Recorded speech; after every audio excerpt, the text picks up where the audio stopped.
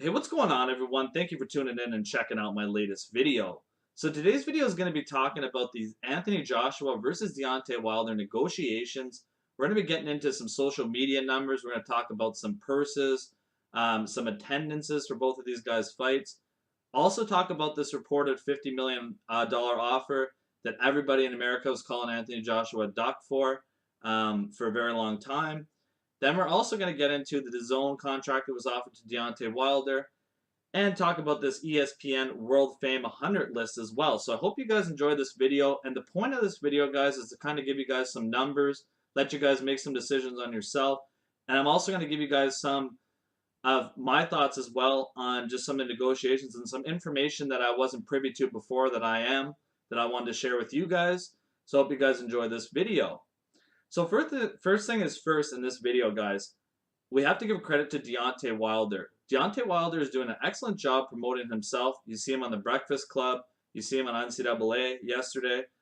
Wilder, to me, is excellent at selling fights. He talks a good game, and in the ring, he brings a good game. He's knocking people out cold. He has that mystique around him right now. He's gaining it in America for sure, and in general boxing fans. He's getting this aura of a guy you must watch because it's super exciting. Look at the Luis Ortiz fight and Tyson Fury fight. And he's just one of these fighters that you can't miss because he can knock somebody out at any point with that vicious right hand. And he's gaining a lot more fans, in my opinion, so he's doing a very good job in that regards. Now, however, in this video, I do have to call out his team and some of their double standards, including Wilder himself. So let's get right into this ESPN World Fame 100 list. And I apologize throughout this video, guys. I'm dealing with a bit of a fever. Also, I'm going to have to look at some notes because I don't want to screw up any of these numbers for you guys to give you guys factual facts. So let's first get into the social media platform and talk about this ESPN World Fame 100 list. So this list has gained a lot of buzz because on this list, Deontay Wilder is ranked number 34, ahead of such boxers such as Tyson Fury, Manny Pacquiao, Canelo Alvarez, Anthony Joshua, and I believe Triple G as well as on that list.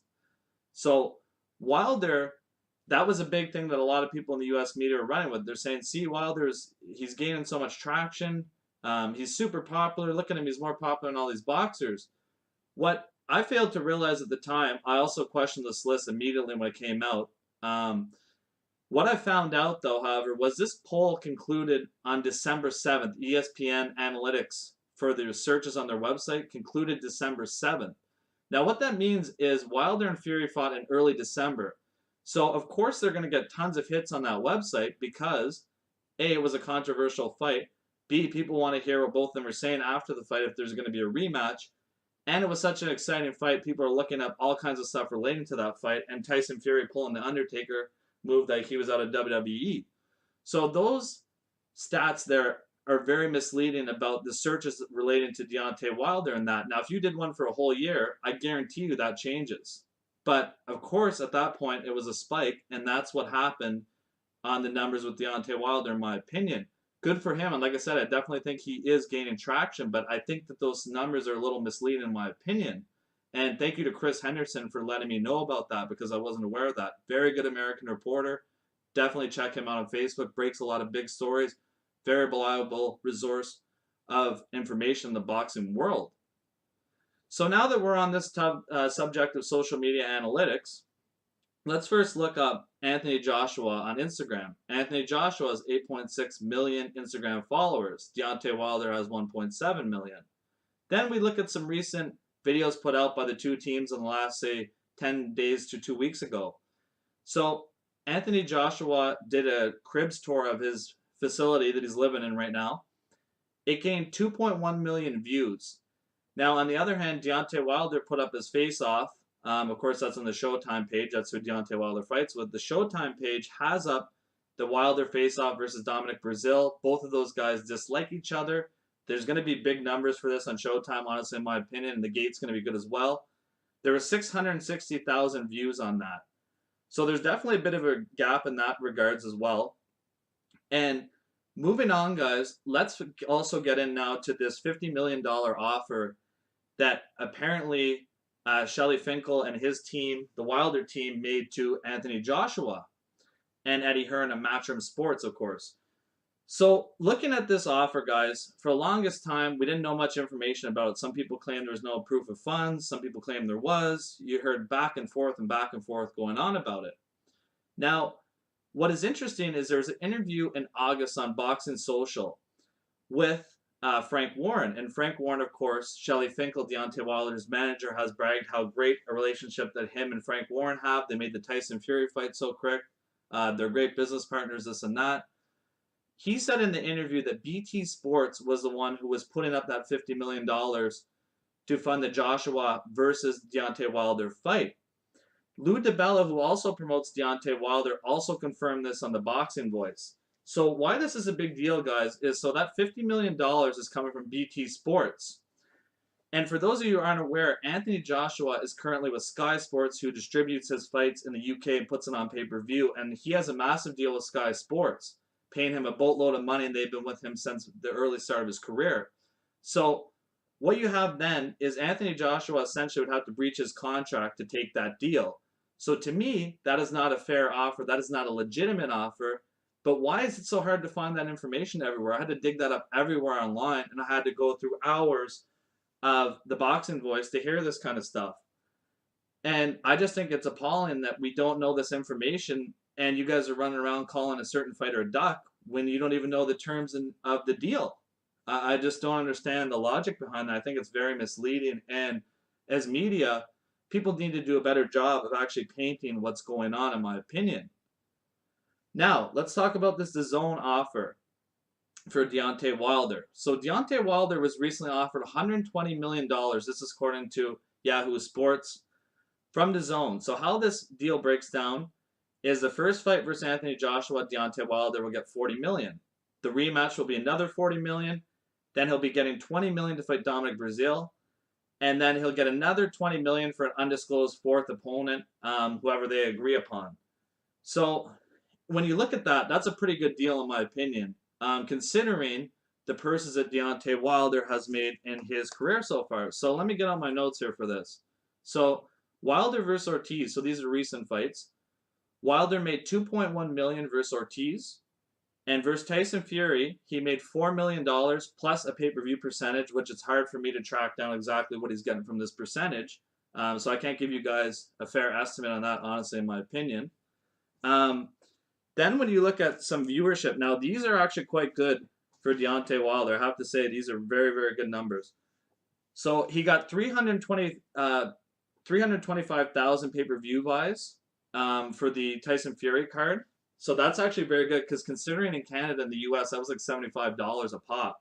So those are pretty good numbers. Some were shown in the movie theaters in the States, I believe it was $25. So that's a little cheaper than what I paid. I went to a bar for it, but it was $75. So that's expensive pay-per-view. And if you hit 325,000, those are some pretty good numbers. And also on Showtime, Deontay Wilder did 1.1 million views when he fought Luis Ortiz. So those are really good numbers. And I remember that night he was competing actually against the UFC and he crushed them. So you got to give him actually very good credit on that as well. So those are really good numbers for Wilder in that regards. Now, when we compare Anthony Joshua and his purses, so some recent purses for Anthony Joshua and fights that he had. So against Povetkin, Anthony Joshua made $20 million. And against Joseph Parker, Anthony Joshua made $18 million. Now, looking at some of the numbers, so Joseph Parker versus Anthony Joshua in the UK did 1.4 million buys, and Klitschko versus Anthony Joshua did 1.6 million buys. Now, Klitschko, of course, is quite a big name himself. Now, the Showtime numbers, these are where Deontay Wilder has the edge on Anthony Joshua. So you look at Joshua versus Carlos Takam, there's 334,000 viewers on Showtime, and there was 346,000 for Joseph Parker. So Deontay Wilder is doing better on Showtime for his fights. There's no question in my mind, in my opinion. Dominic Breazeale fight will bring more views than either of those Joshua fights, in my opinion. So that is an edge that Deontay Wilder has on his platform on Showtime. He is gaining more regular viewers than Anthony Joshua does in the US currently. Now, next on the agenda, guys, let's talk about some of the attendance for both of these fighters. So when we look at recent fights, so we look at Wilder versus Ortiz, there was 14,000 people in the Barclays Center for that fight. We have Wilder versus Fury in California, 17,600, so that was a good crowd as well. And then we have Wilder versus Stavern 2. That was a recent fight. That was just under 11,000. And so that's a decent crowd as well, if you're looking at that for Deontay Wilder, especially in America where the fans are not nearly as good as the UK, in my opinion. Now, looking at the stats for Anthony Joshua's fight. So Joshua, according to ESPN, I couldn't track down the exact number. It was close to 80,000 that he was fighting in that fight. That's his most recent fight. Then he fought Joseph Parker. There was 78,000 estimated for that fight. And then there was also 75,000 when he fought Carlos Takam, who was also a last-minute replacement. So ultimately, guys, when you look at all these stats, you can see the huge regard that Anthony Joshua holds more social media people following him. He has a bigger platform in that regard. He gets way more people to his fights. And ultimately, he's a bigger pay-per-view seller. However, I do have to tell you guys that in the UK, the pay-per-view is $19.99, which equates to about $40 Canadian and 33 American. And I believe it's $24 in Ireland for those fights. So, again, it's much cheaper. But like I was saying, a lot of people watch fights in American movie theaters as well. So you got guys like the Tyson Fury and Deontay Wilder fight. In some movie theaters, it was $25. So similar price point in that regard. If you're watching on pay-per-view at home, it's $75. So you do have to keep that in mind as well when we're doing the pay-per-view by numbers. And another thing also, guys, to keep in mind is the population size. In America, there's way more people than there is over in the UK. It's not even close and comparable number-wise. So those are just all kind of aspects we got to keep in mind when we're looking at both of these fighters. So the next thing that I want to bring up, guys, is just kind of a response to the recent comments from Shelly Finkel and Wilder. So Wilder wants 50-50. Well, clearly, in my opinion, guys, I've lined out to you guys why Wilder does not deserve 50-50. Another aspect in that as well is if you look at tickets for Anthony Joshua versus Miller, currently Anthony Joshua is selling more tickets. Obviously, they've been on sale longer than Deontay Wilder, but the price point of the Anthony Joshua fight is through the roof. To get in right now in the 300 section, at Madison Square Garden, it's $225 a ticket. You can almost sit in the 100 section on the Wilder fight for close to that in the $300 range. So the price point, the gate at that Madison Square Garden fight for the Jarrell Miller versus Anthony Joshua fight is going to smoke the Dominic Breazeale and Deontay Wilder fight. So that's kind of comparable, and they're both around the same time. Deontay Wilder's fighting in May, Anthony Joshua's June 1st. And the ticket prices, Eddie Hearn and them are crazy for the prices they set, honestly, for that. It's kind of a shame, actually, in my opinion. But nonetheless, that's just something else to bring up. So, as I've outlined in this video, Deontay Wilder wants 50-50. My opinion, he doesn't deserve it. Number two, I also think it's very unreasonable for Shelly Finkel. This is one of his biggest lines he keeps saying. Well, DAZN, we turned it down because Wilder wants to be a free agent, and they didn't tell us what Anthony Joshua is going to make. Now, me personally, when I look at a job online, right, or I'm just looking at a career in general, I always look what the average salary is for that. And if you're a manager and you're supposed to be this really smart guy who knows everything about boxing, you've been in the game for such a long time, how do you not know what market you're going to generate for this fight? That's not up to DAZN to tell you how much they're paying Anthony Joshua, and quite frankly, that's not any of your business. You should be doing your own research to figure out what you're going to generate from this job, basically. And in this point, it's a boxing fight, but that's generally in life. You find out what a job generates, what the average pay is. You do your research on stuff before you just go ahead and turn it down. Because imagine if I went to a job interview and said, well, how much are you paying that guy across from me? They're not going to tell me that. They're going to say, you know, you can ask questions, what's the average salary, you can look online, you can do things like that. But that from Shelly Finkel to me is like, it's baseline, it's dumb. Like for a guy especially who's been in boxing for so many years, that's one of your go-to moves on why you turn down a deal. And I honestly think, in my opinion, that he's doing a disservice to Deontay Wilder as his client. I think he's giving him bad information because right now you look at it and you think, how is Deontay Wilder going to jump other than fighting Anthony Joshua? Who is he going to fight that's remotely going to be close to that $40 million and is going to get it twice over? You could say Tyson Fury, but Tyson Fury, they were talking about gaining 20 million in the rematch. And Tyson Fury, in my opinion, has a bigger fan base than Deontay Wilder does.